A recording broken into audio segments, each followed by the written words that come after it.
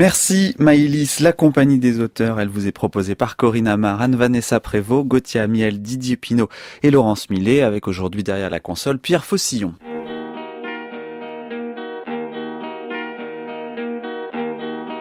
La compagnie des auteurs, Mathieu Garrigou-Lagrange.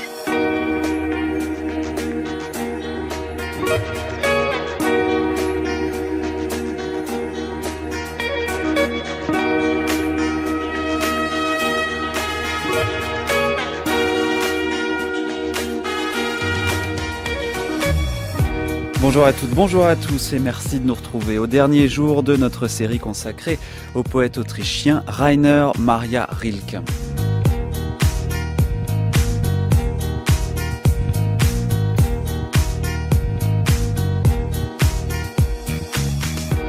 Il a été malheureux à l'école militaire, s'est senti abandonné par sa mère, a fait attendre toute leur vie quelques femmes, mais a été aussi abandonné par Lou Andrea Salomé. On le dépeint comme un mélancolique, peintre de l'angoisse et des terreurs de l'enfance, mais il est aussi un poète lumineux et vivant. Tout cela, nous l'avons vu lundi, c'était avec Catherine Sauva lors de l'émission introductive.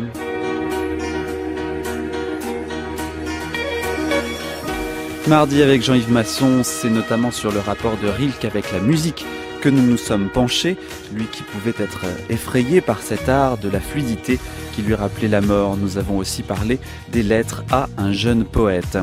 Enfin, hier, Michel Ity a évoqué pour nous Rilke à travers diverses thématiques comme son rapport à Rodin, à l'amour et à la guerre. Cette émission, comme toutes les autres, est à retrouver en podcast. Et aujourd'hui ?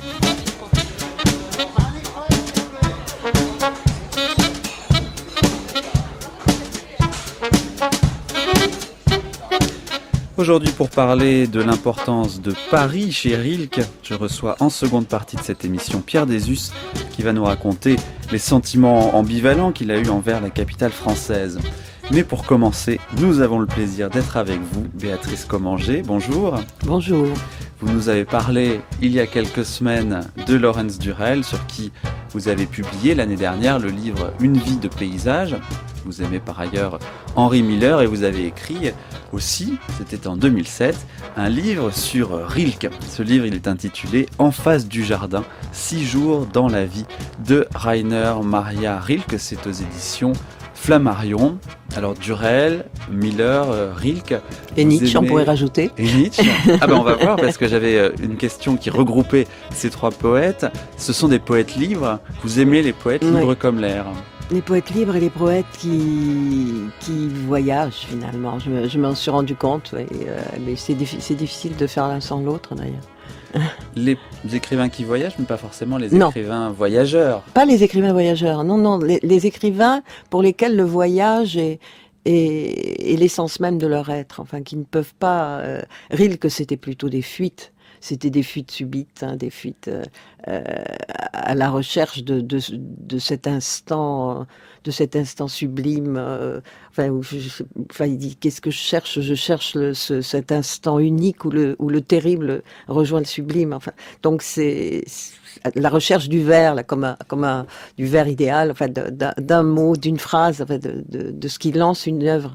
Et parce qu'après les cahiers de Malte, Loris Briggs, qui lui ont donné quand même beaucoup de mal, et qui était, il sentait qu'il pouvait plus écrire de romans, quoi, finalement. Donc, il fallait attendre la phrase. Et c'était souvent en s'en allant, mais c'était jamais, d'ailleurs, en étant loin qu'il l'a trouvé. C'était toujours au retour. Est-ce qu'il y a aussi l'idée des paysages chez Rilke, comme on peut le trouver chez Durel? C'est-à-dire, non, parce que Durel, c'est un peu différent. J'ai l'impression que Durel avait un paysage nostalgique, avait une nostalgie de paysage qui était le premier paysage de l'enfance, et il cherchait le lieu idéal. Là aussi, Rilke cherche le lieu idéal. Je sais pas s'il cherche, beaucoup moins même que Nietzsche, par exemple. Non, il cherche, c'est des fuites vers des endroits, quand il fuit en Espagne, par exemple, et il trouve des choses, mais il se dit pas, là, je vais plus bouger. Les seuls endroits où il dit je vais plus bouger, c'est quand même quand on lui offre le château de Duino, quand la presse de Touraine Taxi lui offre de Duino. Là, en 1920, quand il aura cette maison de Berg à Mirschel où il finira par achever les élégies. Donc ce sont plutôt des fuites, je trouve, Durel. C'est des fuites ou des éclipses? Des éclipses, oui. Ouais. Oui, d'ailleurs, il me semble qu'il était, dans les 6 jours que je décris, il y a une éclipse et je rêve un peu sur ce mot. Ouais. Ouais. Rilke a toujours abandonné provisoirement, on va parler de la Lune, vous inquiétez pas, toujours abandonné provisoirement le chemin tracé, irrésistiblement soulevé par l'élan de partir, mais il revient toujours. Mais il revient toujours. Il revient parce que alors il y a des illuminations, notamment il y en a une dans le sud de l'Espagne, à Ronda. Finalement, il a pas l'illumination à Cordoue, à Séville, et c'est à Ronda qu'il a l'impression de se retrouver chez lui. Mais il revient. Mais, ouais. Alors votre livre, à vous Béatrice Commanger, ça se passe sur 6 jours. C'est 6 jours passés par Rilke à Paris du 23 octobre au 29 octobre 1920.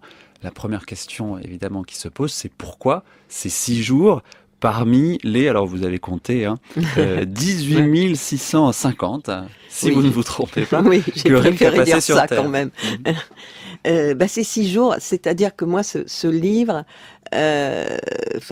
lorsque j'écris sur un auteur, je suis toujours portée par une idée première, et Rilke, je m'étais dit, ce que je connaissais, bon, en dehors des lettres à un jeune poète et les cahiers, je ne suis pas du tout une spécialiste de sa poésie, c'était sa correspondance amoureuse. Et j'étais très frappée de son impuissance à aimer, qu'il reconnaît lui-même d'ailleurs, qui dit... Qui est presque maladive d'ailleurs. Qui est presque maladive. Je pense qu'il a aimé Lou, mais Lou... Précisément parce qu'elle l'a rejeté. Peut-être parce qu'elle l'a rejeté. C'est difficile à savoir ça, parce que malgré tout, c'est une relation tout à fait différente. C'était presque la première. Elle était plus âgée que lui. Enfin, je sais pas ce qui se serait passé. Enfin, ça allait mal, mais elle, c'était quelqu'un qui a senti que pour elle, il fallait qu'elle fuit. Hein. Donc, elle l'a rejeté. Je pense qu'il a aimé Merline aussi à la fin. Et c'est en lisant la correspondance, je crois que ce qui m'a décidé, c'est donc en lisant cette correspondance avec Merline, là, qui est Baladine Klosowska, et qui je pense aussi, même après 1920, c'est quand même une relation qui dure. Bon, ensuite, bien sûr, il tombe malade, donc on ne sait pas ce qui se serait passé, mais il n'y a personne après, finalement. Et donc, Merline et Lou, disons que Lou, c'est très différent, et Merline. Et là, alors, ces 6 jours, il est amoureux, et moi, pour tout vous dire, ce livre était quand même un peu incité par une amie éditrice, et j'ai dit, mais moi, je peux pas travailler sur Rilke s'il est tout le temps dans sa mélancolie, dans sa mondanité. Et là, j'ai eu l'impression qu'il y avait 6 jours de joie, 6 jours. C'était une fenêtre, c'était le Rilke lumineux que vous avez évoqué tout à l'heure. C'était le Rilke lumineux que j'ai saisi comme ça pendant 6 jours. Et en principe, je crois que je me suis pas trompée, parce qu'il y a quand même pas mal. Il y a très peu de lettres, mais il y en a notamment une à Lou où il dit qu'il n'en revient pas de cette lumière d'à Paris. Enfin, il est heureux pendant 6 jours, mais il s'en va vite quand même. Hein. À un moment, il a envie de rester, mais alors peut-être parce qu'il est amoureux aussi de Merline à ce moment-là qu'il a envie de rejoindre, mais il a peur de cette joie qui continue. Mais cet égoïsme dont vous parlez, cette impossibilité à aimer, c'est quoi pour vous? C'est de l'égocentrisme? C'est pas vraiment. Enfin, c'est de l'égocentrisme. C'est très lié à la création. C'est écrire ou créer ou aimer, travailler, et le travail, c'est la solitude. Le travail est un sacerdoce. Même quand on lit Mais c'est peut-être le travail à défaut de pouvoir aimer.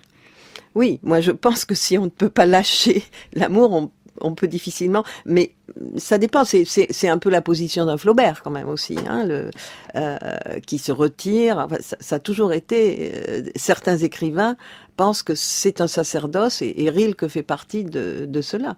Et c'est la question qui se pose à tout créateur, je pense. Ce quartier de Saint-Germain-des-Prés où nous sommes en ce moment, c'est un de ses plus familiers, un de ses plus aimés. Ce quartier de Saint-Germain lui-même est lié à un souvenir que Rilke m'a conté lors de son 2e séjour à Paris. Il était venu en octobre-novembre 1921, absolument seul, pour 5 jours à Paris. Il descendit à l'hôtel et il cherchait à retrouver le contact avec la France, ce contact que la guerre, malgré lui avait enlevé. Ce jour-là, il se promena assez tard, précisément dans ce quartier-ci, rue de l'Ancienne Comédie, rue de Bussy, et il se trouva tout à coup devant une vitrine d'antiquaire où il lui sembla reconnaître les objets mêmes qu'il avait vus à cette même vitrine en juin 1914. Le sentiment, me dit-il, d'avoir revu ces objets tels quels, ces objets qui n'avaient pas changé, cette vie de cet antiquaire, ce quartier tellement immuable, tellement fidèle à l'image ancienne, lui donna un choc si violent qu'il eut à ce moment-là le sentiment d'avoir retrouvé son Paris d'autrefois. Et ce fut pour lui un immense bonheur. La soudure était refaite avec ce qu'il avait aimé. Je crois du reste que sa connaissance de Paris ne se bornait pas seulement à une amitié vague, une familiarité imprécise. Il connaissait Paris comme peu de gens peuvent le connaître. Rilke connaissait Paris très bien. Et il m'a raconté quelquefois en riant, il était assez fier d'avoir pu répondre à certaines colles difficiles de Valérie Larbaud, qui se plaisait à demander à ses amis où se trouvait le premier figuier qui fleurissait dans tel quartier de Paris, etc. Et Rilke savait répondre à ces questions, il en était assez fier, et il avait dans les faits de Paris une connaissance très précise.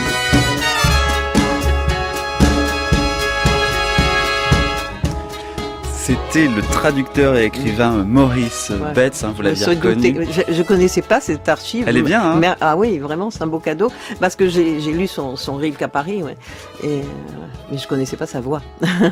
Alors il est venu très souvent à Paris, mais en effet, quand il revient là, c'est pour une raison qui est différente, c'est dans un état d'esprit qui est différent. C'est vraiment il avait très peur de revenir à Paris. Bon, et oui, il attend 2 ans après la fin de la guerre.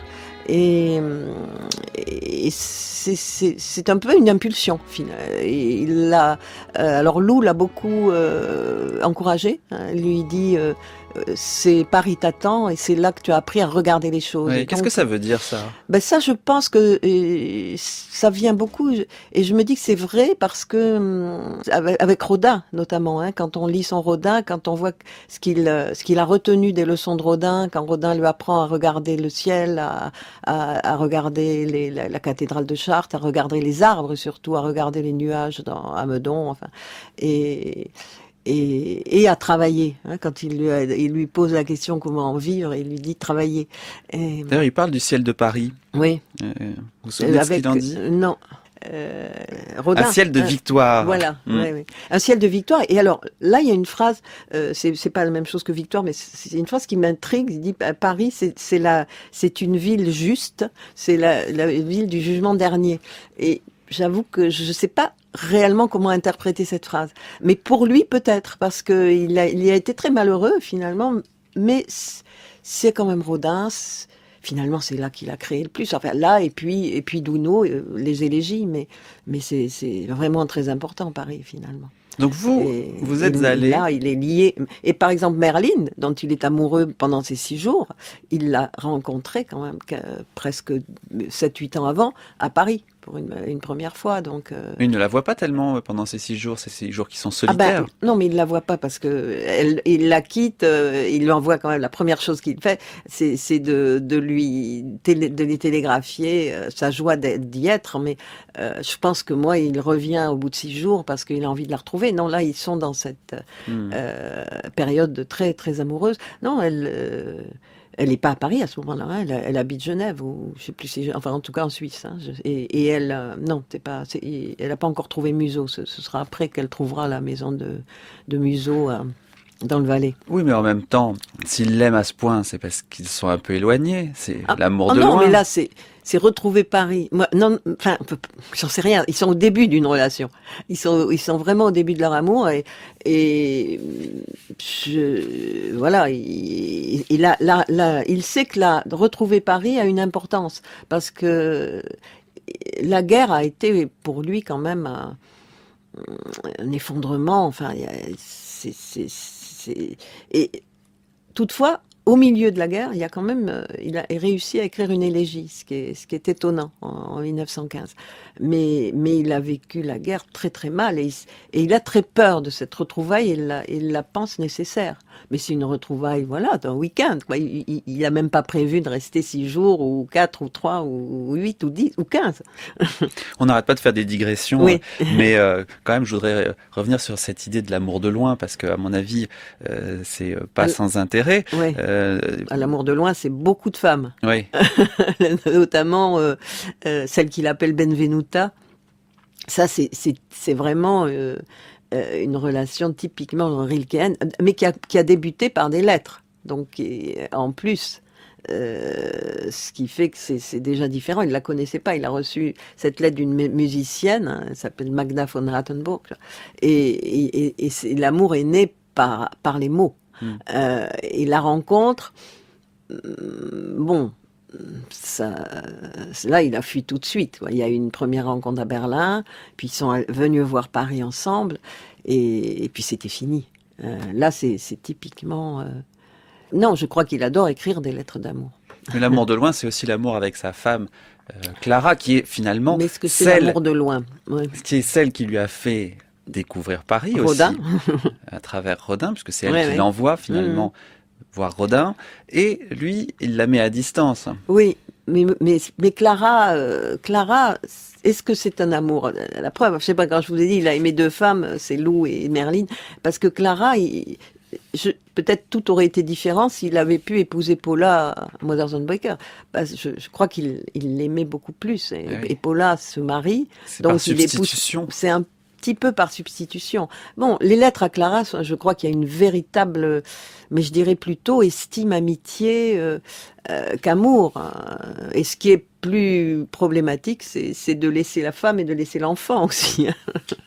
Alors vous êtes allé exactement en octobre 2005 autour du Jardin du Luxembourg. Oui. C'est là que vous avez eu l'idée de faire ce livre?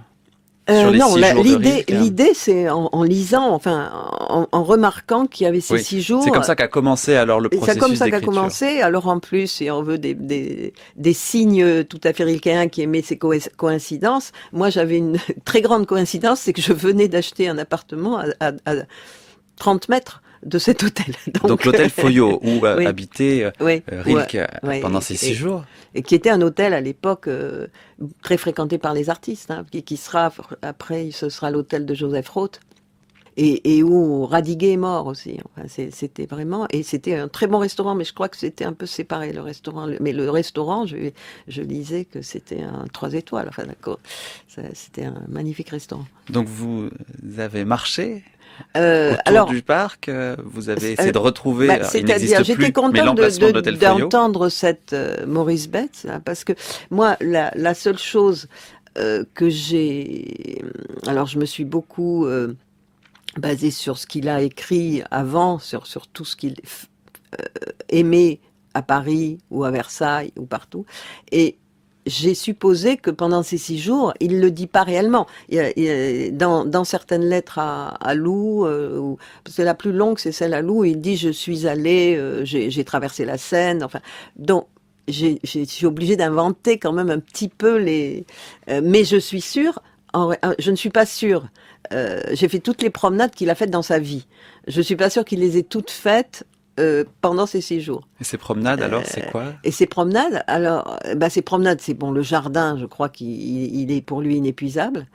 Et il y a aussi la promenade importante qui était quand il y avait le salon d'automne, quand il raconte qu'il allait voir le Cézanne tous les jours, donc j'imagine en se promenant au bord de la Seine. Il a logé à l'hôtel Voltaire aussi, donc il y a cette promenade le long de la Seine. Il habitait donc rue Campagne Première, mais ça c'est toujours finalement c'est l'autre côté du Jardin du Luxembourg, la rue de Varennes. Alors moi j'entendais connaître Paris, je me dis il connaît le 6e, le 5e. Il n'avait pas la curiosité des autres arrondissements. Je crois pas qu'il ait eu la curiosité des autres arrondissements. tellement. En fait, il avait peur aussi. Mais il avait de quand Paris. même, il y avait la Bibliothèque nationale, donc déjà il franchissait la Seine quand même. Il avait peur de Paris et puis il avait peur de la foule. On l'entend dans son roman Les Carnets Oui. de Malte Lorid's Bridge, lu ici par Anne Brissier. C'était carnaval et le soir était venu. Les gens avaient du temps. Ils allaient de par les rues, se frottant les uns contre les autres.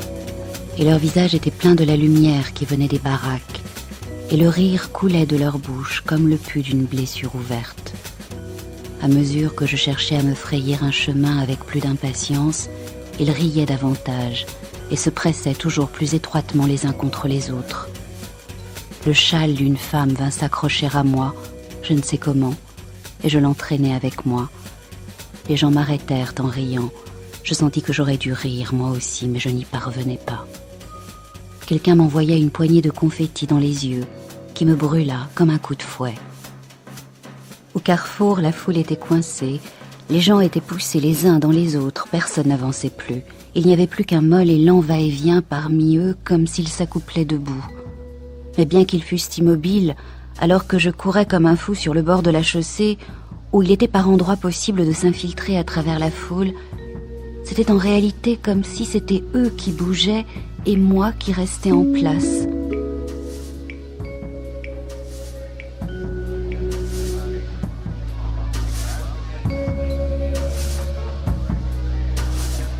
La compagnie des auteurs sur France Culture. Nous parlons de Rilke avec Béatrice Commanger et cet extrait des Carnets de Malte Lorid's Bridge, le roman de Rilke. Qu'est-ce qu'il vous inspire, cette espèce d'angoisse à être au centre d'une foule qui tout d'un coup devient presque sexuelle, qui en tout cas était vulgaire pour lui, qui détestait la vulgarité? Ça lui ressemble. Enfin, Rilke, c'est quand même l'homme de la solitude, hein, avant tout. Il y a une sensation physique, dit Rilke, d'abolition du temps à Paris. Alors je ne sais pas si vous la sentez, vous, cette sensation physique d'abolition du temps dans Paris, mais c'est peut-être pas évident. Qu'est-ce que ça veut dire d'après vous? En général, les sensations d'abolition du temps, c'est beaucoup en voyage. Hein. Je crois qu'on voyage parce qu'on de perdre ses repères finit par donner cette impression, je trouve très très agréable je dirais d'ailleurs plutôt de dilatation que d'abolition. Donc pour lui, Paris est une ville étrangère et voilà, c'est pour ça que le temps prend une couleur. Je me demande si c'est pas finalement ça, tout bêtement. Ouais. Il parle aussi il l'a beaucoup habité, mais je sais pas. Il parle aussi de guérir. Il parle de guérison. Il parle de guérison. Alors là, on revient à ce qu'on disait tout à l'heure. C'est pour ça qu'il est parti. Il avait l'impression il y a quand même, il se sent malade de la guerre encore. Il se sent malade de la guerre et il pense que seul Paris peut le guérir. Parce que Paris, c'est quand même la ville la plus importante dans sa vie. Si on résume au bout du compte, il y a passé quand même presque d'affilée à peu près 4-5 ans, enfin je sais plus combien, parce que c'est par morceaux, mais quelquefois c'est 2 ans, dans l'hôtel Biron c'est 2 ans, rue Campagne Première c'est presque 1 an, enfin bon, il reste quand même assez longtemps à Paris, et il peut pas envisager un vrai retour à soi, une vraie retrouvaille avec lui-même, avec cette vie mienne. Souvent, il parle je veux ma vie mienne, et c'est aussi pour ça qu'il veut pas les femmes non plus. Il veut sa vie à lui, sans cet accord retrouvé avec Paris. Est-ce que vous diriez que c'est un homme de la ville, que c'est un citadin, parce qu'il y a aussi un rapport à la nature chez Rilke, un rapport au non-humain qui est très présent? Je me suis pas jamais posé cette question, mais finalement c'est très bizarre. Intéressant. Non, pas du tout. Non, parce que il a besoin de solitude, mais je dirais pas que c'est un homme de la nature. Mais c'est un homme du silence. Je crois que c'est surtout ça qui comptait pour lui. Donc il a beaucoup plus travaillé et produit dans des lieux très silencieux et très solitaires comme Douineau, comme Museau, mais je crois que Paris, la ville, n'est pas. Il n'aurait pas cet amour de Paris si c'était un homme de la nature, je crois. Alors la lune, Tout à l'heure, vous avez voulu parler de la Lune et puis méchamment, je vous ai interdit de le faire Parler parce que je voulais qu'on d'éclipse. termine Ah bon par ça. Il a des rapports ambigus avec la Lune, Rilke, Béatrice Commanger. Il a des rapports ambigus avec la je sais pas. Non, parce que moi j'étais dans l'éclipse de lune qui avait eu lieu pendant ces 8 jours et c'est... Enfin, lisez-moi ce qu'il écrit. Mais non, mais c'est parce que Oui.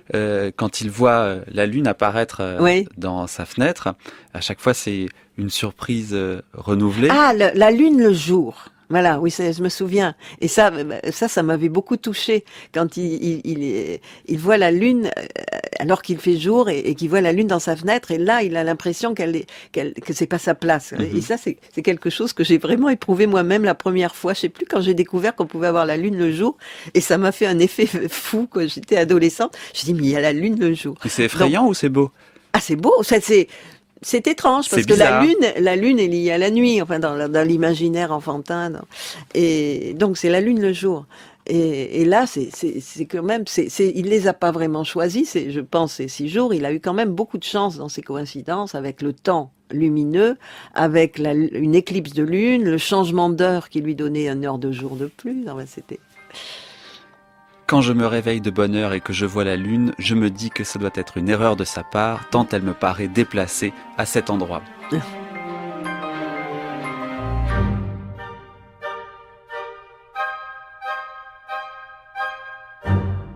La compagnie des auteurs, Mathieu Garrigou-Lagrange.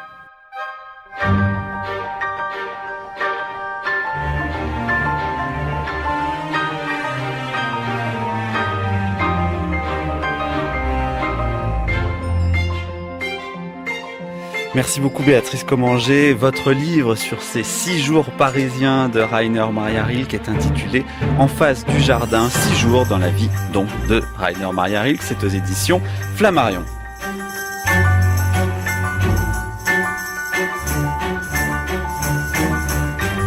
Dans quelques minutes, nous allons être rejoints par Pierre Désus qui va nous parler toujours du Paris de Rilke, mais un Paris peut-être plus effrayant.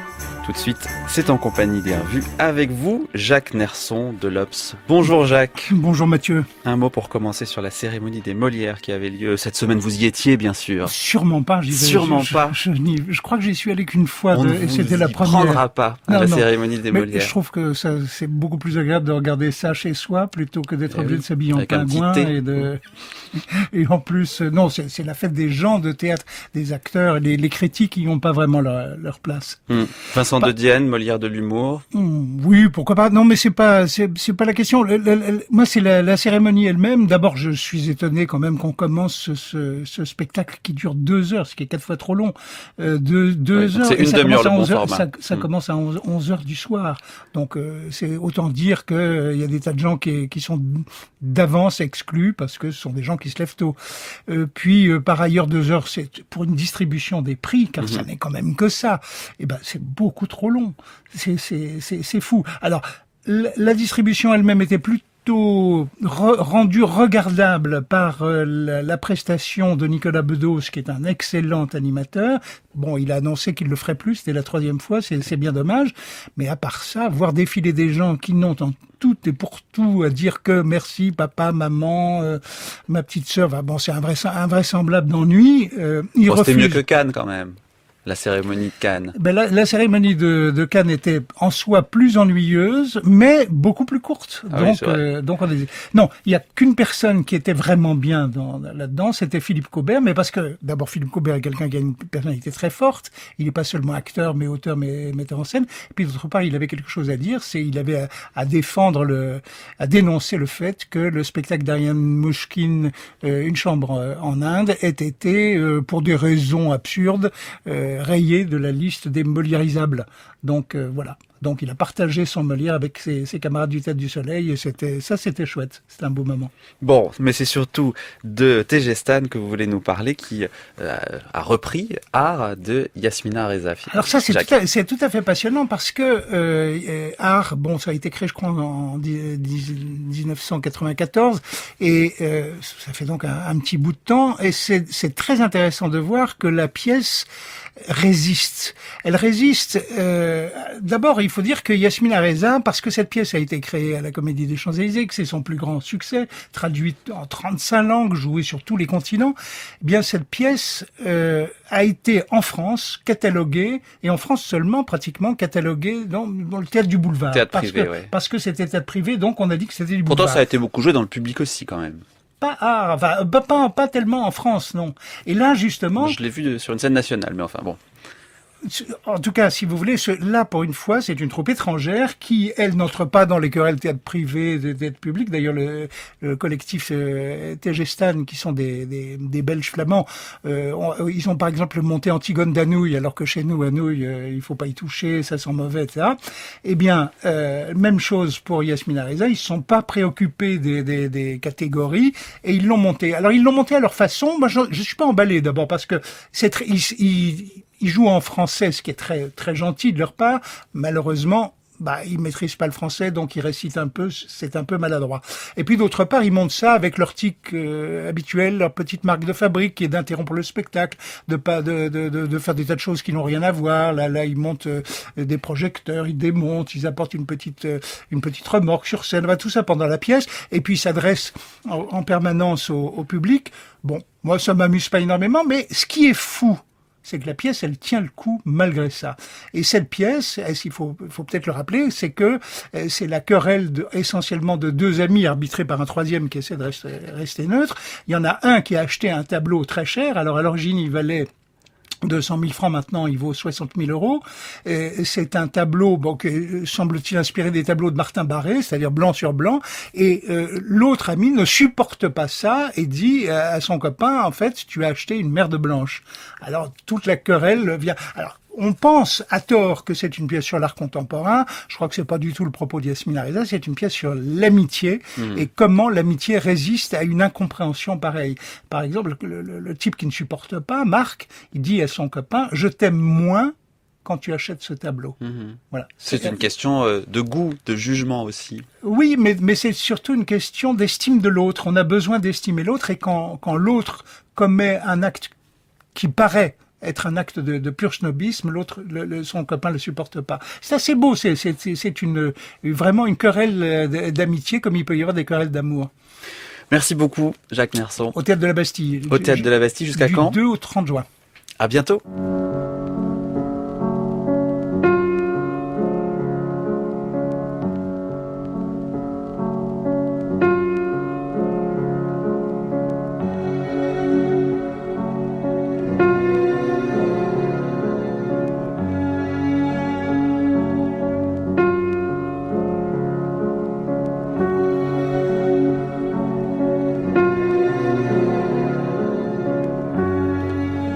C'est la Compagnie des auteurs que vous écoutez, vous êtes sur France Culture, nous nous promenons toujours dans le Paris de Rainer Maria Rilke, avec à présent le traducteur de l'allemand Pierre de Zus. Et pour commencer cette dernière partie de notre série, un extrait des carnets de Malte Lauritz Bridge, lu par Jean Bollery, où il est question des bruits de la capitale française.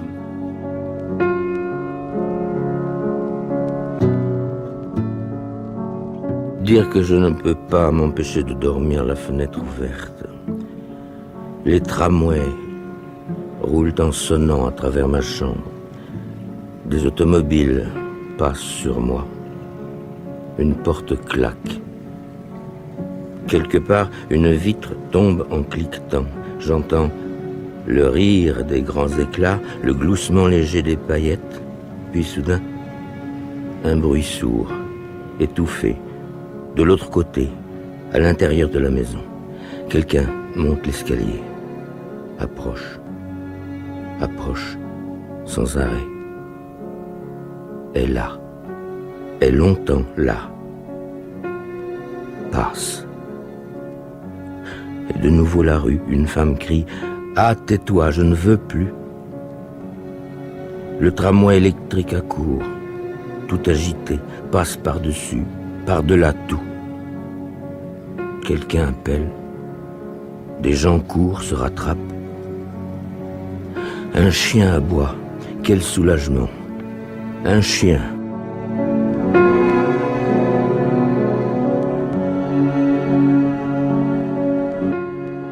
Bonjour Pierre Desus. Bonjour. Ils sont bien effrayants ces bruits de la ville dans l'imaginaire de Rainer Maria Rilke. Oui, ils sont effrayants. Il dit que Paris, c'est les bruits, c'est les odeurs, pas forcément plutôt des miasmes que des bonnes odeurs. Ça me fait penser d'ailleurs au début du roman Le Parfum de Suskind, où il dit que Paris est une ville pleine d'odeurs et pas des bonnes odeurs non plus. Ouais. Oh, oui, c'était avant, aujourd'hui. Maintenant, oui, maintenant, très bon dans Paris. Oui, surtout à son époque. C'est la belle époque. Hein. Paris, c'est le Paris de la belle époque. C'est une ville qui ressemble à quoi pour lui? C'est une ville je crois, qui est moderne pour autant les Parisiens que pour lui. Haussmann vient de passer par là il y a 30 ans. C'est la ville la plus moderne du monde? Je sais pas si c'est la plus moderne du monde, mais je sais qu'on construisait la rue de Rivoli la nuit sous des éclairages électriques. Hein. Donc il y avait beaucoup de choses. On disait tout à l'heure que c'est vrai qu'il était limité à un quartier de Paris, 5e, 6e, ce qu'on appelle le quartier latin.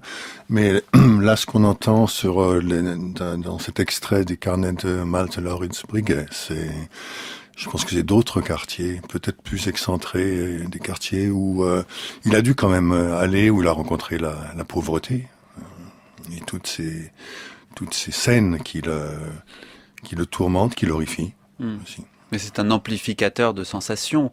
Donc même dans le 6e arrondissement, il peut arriver à avoir une impression terrible de Paris. Rilke, amplificateur de sensations? Oui, vous avez tout à fait raison. À la fin, il se réjouit, à la fin de l'extrait, d'entendre aboyer un chien. Un animal, encore une fois, un non-humain, on l'a dit en première partie. Ça, c'est rassurant. Oui, c'est rassurant parce que l'animal est, du moins à cette époque, on le pensait ainsi, c'est un être qui n'est pas doué de conscience et donc qui a quelque chose de naturel. On parlait tout à l'heure de son rapport à la nature. Si c'est pas les paysages, c'est son rapport à justement les êtres simples comme les chiens qui ont quelque chose de rassurant parce que c'est pas une volonté d'hostilité. C'est un rapport avec la création, avec un grand C. Alors on a commencé à parler un peu de promenade en première partie, parce que la promenade, c'est l'une des grandes passions de Rilke, et on le voit bien dans ces lettres de Paris que vous avez donc traduites chez Rivage Poche. C'était en 2006. Où le voit-on se promener? On le voit dans la ville, mais aussi à l'extérieur de la ville, Pierre Desus. Il a un trajet qui lui est familier. C'est le trajet entre le quartier latin où il habite, où il a commencé rue Toulier, qui est d'ailleurs le logement de Malte Lauritz Briguet, et puis il va à Meudon. Donc il traverse une partie de l'ouest parisien, sud-ouest. Donc pour aller chez Rilke, pour aller chez Rodin. Pour aller chez Rodin, oui. Avant que Rodin vienne vers lui, puisque après leur brouille, c'est Rodin qui va à l'hôtel Piron.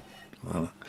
Mais j'ai pas fait les promenades sur je suis pas allé sur les traces de Rilke, mais pour beaucoup d'écrivains, la marche est essentielle. J'en parlais avec Paul Nizon, avec Peter Handke, c'est marcher, c'est ce qui donne le rythme de la prose. Et l'extrait qu'on vient de lire, c'est la seule prose qu'il a écrite, son seul et unique roman. Ouais. D'ailleurs, c'est pour ça ça a été très difficile, parce qu'il disait à Rodin, d'une certaine façon, écrire de la poésie, on est porté par le rythme, on est porté par des choses extérieures à soi, mais la prose, il faut lui insuffler son propre rythme, il faut tout créer avec la prose, et c'est sans doute pour ça que ça a été très difficile pour lui, ce séjour à Paris, qui lui apparaît, il le dit, dès le premier jour, il écrit à Clara Westroff, c'est une ville antipathique. Donc il travaille en marchant. Oui, si on peut appeler ça travail, c'est une forme de façon une expression qu'il utilise, faire son miel, des choses qu'il voit. Et à Paris, il a appris à voir, pas uniquement au contact de Rodin, mais lui-même, c'était un homme du regard. Paris, ça a été une école du regard, ça a été une école de la vie aussi pour lui. C'est une école de la vie dans la mesure où il a été confronté à la misère et une école de comment vivre, comment Comment ne pas péricliter, comment ne pas sombrer au niveau des gens qu'il croise avec ses armées de mendiants, de pauvres. Il a eu la chance d'être embauché comme secrétaire par Rodin pour 200 francs par mois, ce qui était pas mal à l'époque. Jusqu'à cette brouille où il a été renvoyé comme un malpropre. Mais à tel point qu'on peut dire que finalement Paris, pour Rilke, est complètement imbriqué avec son rapport à Rodin. Paris, c'est Rodin finalement. Au départ, c'est ça. Ouais, tout à fait. S'il part à Paris, c'est parce que c'est l'appel de Rodin. Il a accepté d'écrire une monographie sur Rodin parce que sa femme, Clara Westroff, est sculptrice. On est en 1902. Oui, on est en 1902, donc il a 27 ans. Et il part tout seul. Il laisse sa femme. Ils ont une petite fille, Ruth, qu'il laisse aussi. Et il est tout de suite subjugué par Rodin. Ça a été dit tout à l'heure par Madame Commanger. Il a appris ce que c'était que le travail. Le travail, il faut travailler et prendre patience. Avoir patience. Si tu penses pouvoir y arriver, reste encore. Ne dis rien. J'ai déjà entendu à peu près tout. Je voudrais juste sentir une peau, quelque chose. J'aimerais sentir les larmes. J'aimerais tomber à genoux. J'aimerais qu'on me trahisse et pouvoir pardonner. Me foutre d'à peu près tout. Pardonne à mes paroles perdues. Pardonne à mes comas. Si tu penses pouvoir y arriver.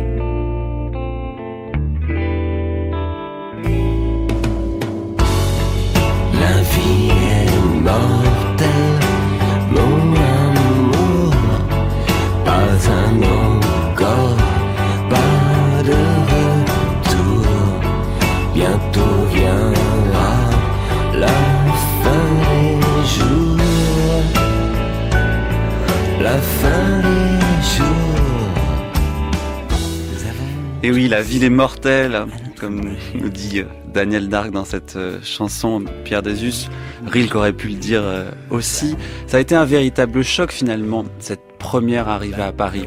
On a vu avec Béatrice Commanger 6 jours d'ouverture, mais au départ, c'est le choc de la ville épouvantable. Oui.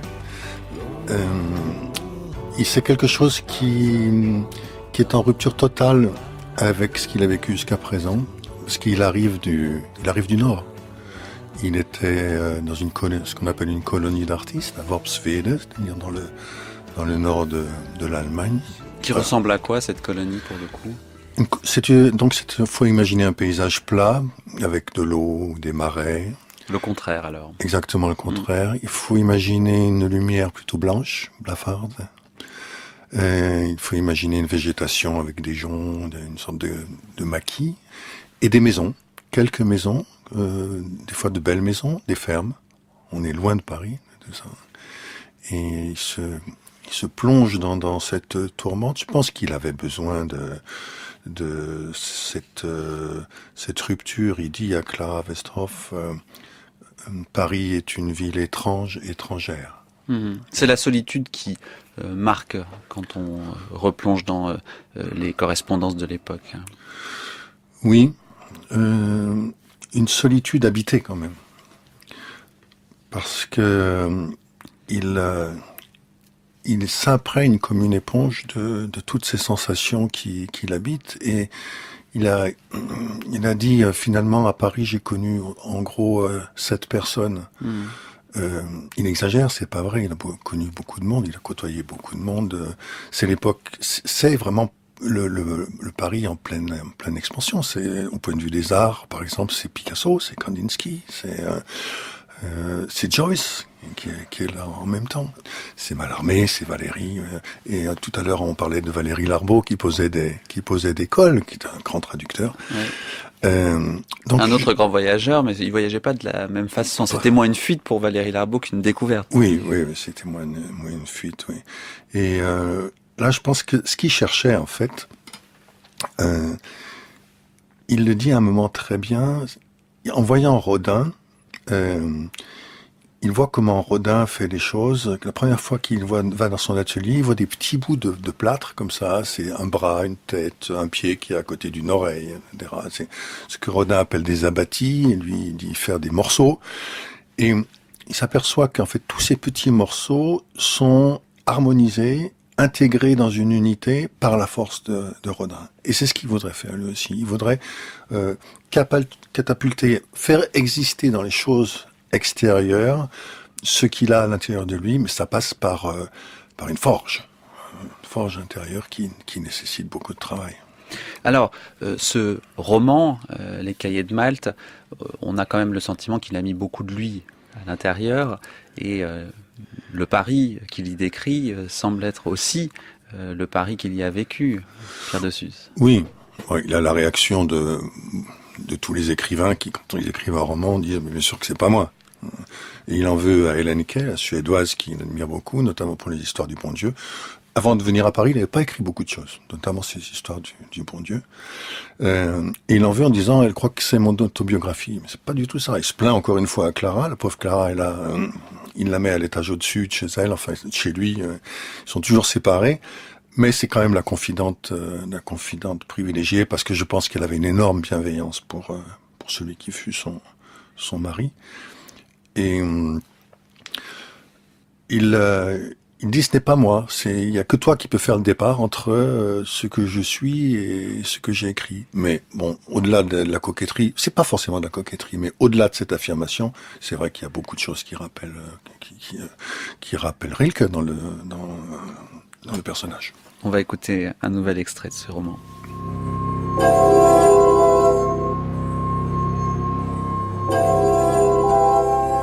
C'est donc ici que les gens viennent pour vivre. Je serais plutôt tenté de croire que l'on meurt ici. Je suis sorti, j'ai vu des hôpitaux, j'ai vu un homme qui chancelait, et ça fait ça. Les gens s'assemblèrent autour de lui, et m'épargnèrent ainsi la vue du reste. J'ai vu une femme enceinte. Elle se traînait lourdement le long d'un mur haut et chaud, et étendait de temps à autre les mains en tâtonnant, comme pour se convaincre qu'il était encore là. Oui, il y était encore. Et derrière lui, je cherchais sur mon plan. Maison d'accouchement, bien. On la délivrera, rien ne s'y oppose. Plus loin, rue Saint-Jacques, un grand bâtiment avec une coupole. Le plan indique Val-de-Grâce, hôpital militaire. Je n'avais d'ailleurs pas besoin de ce renseignement, mais peu importe.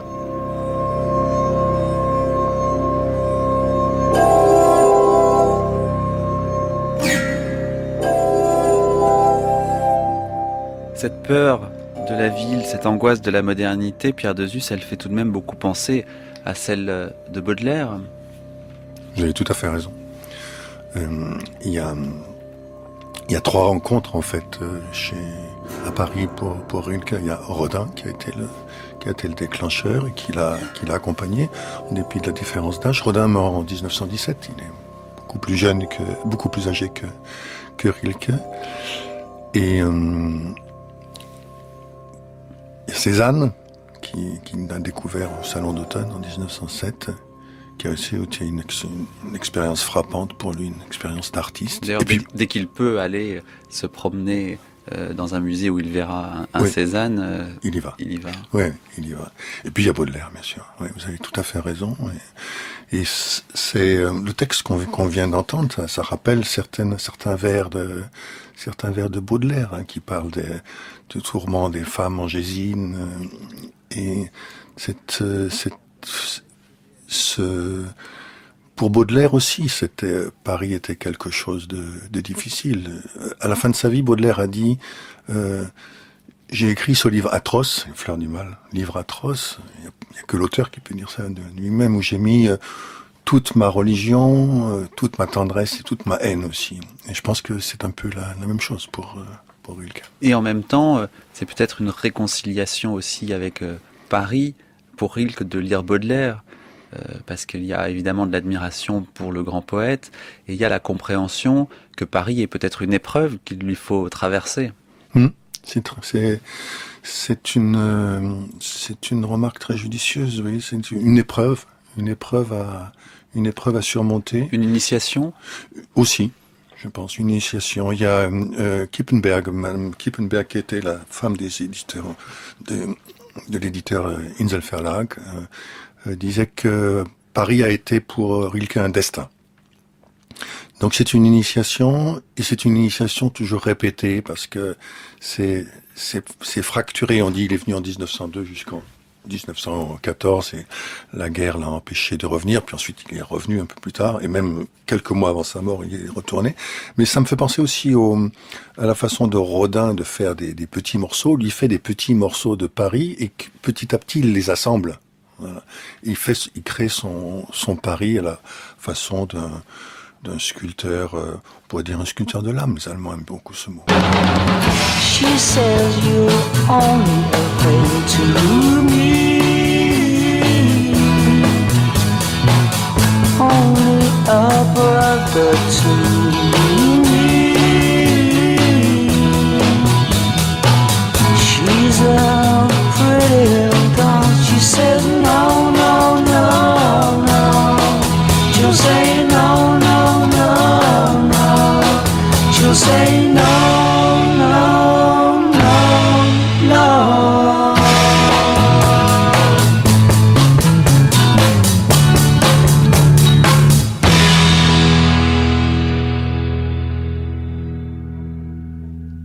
Je voudrais dire quand même, signaler que vous avez aussi présenté et traduit un autre petit livre de Rilke qui s'appelle Poupée. Vous l'avez fait en 2013, c'est aux éditions Rivage Poche.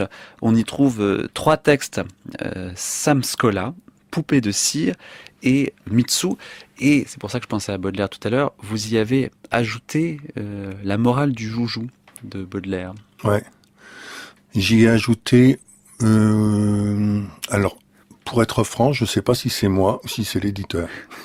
D'accord. Voilà. Mais bon, c'est vrai que ça insiste une nouvelle fois sur le rapport très évident avec Baudelaire. C'est quoi ces poupées? C'est des textes sur l'enfance perdue, sur... Oui, c'est des rencontres avec une sorte de poupées, de marionnettes qui ont quelque chose de la vie. Ça me fait penser à Kleist, qui lui aussi écrit un texte sur la grâce des marionnettes, sur la grâce des poupées, que seules certaines poupées peuvent avoir et que les humains n'ont pas. Et Mitsu, ça raconte l'histoire d'un chat trouvé puis perdu par un enfant qui est quand même un enfant appelé à devenir extraordinaire. Peut-être était-il déjà extraordinaire quand il était enfant. C'est Balthus. Balthus était le fils de Baladine Kosowska. Ouais, et c'est lui qui à 14 ans, qui a fait cette première bande dessinée. C'est lui qui a fait les dessins du chat qui a disparu. Donc il se voyait beaucoup avec les enfants, et il a beaucoup fréquenté le petit Balthus. Oui, ils sont dans la période où ils étaient ensemble. Il s'est pris d'affection pour les enfants pour ses 2 enfants. Peut-être avait-il plus d'affection pour eux que pour sa fille Ruth, qui ne joue pas un très grand rôle, alors que c'est son premier enfant. Ouais. Et vous citez une lettre de Rilke à Balthus, c'est une lettre écrite depuis le château de Berg en février 1921, où Rilke lui définit le royaume des chats. Je ne sais pas si vous avez ça en tête, c'est peut-être un petit peu lointain pour vous, mais si vous voulez, je peux vous lire la citation. Il y a nombre d'années, j'ai connu au Caire un écrivain anglais, Mr. Blackwood, qui, dans un de ses romans, émit une assez gentille hypothèse. Il prétend là que, toujours à minuit, il se fait une fente minuscule entre le jour qui finit et celui qui commence, et qu'une personne très adroite qui parviendrait à s'y glisser sortirait du temps et se trouverait dans un royaume indépendant de tous les changements que nous subissons. À cet endroit sont amassées toutes les choses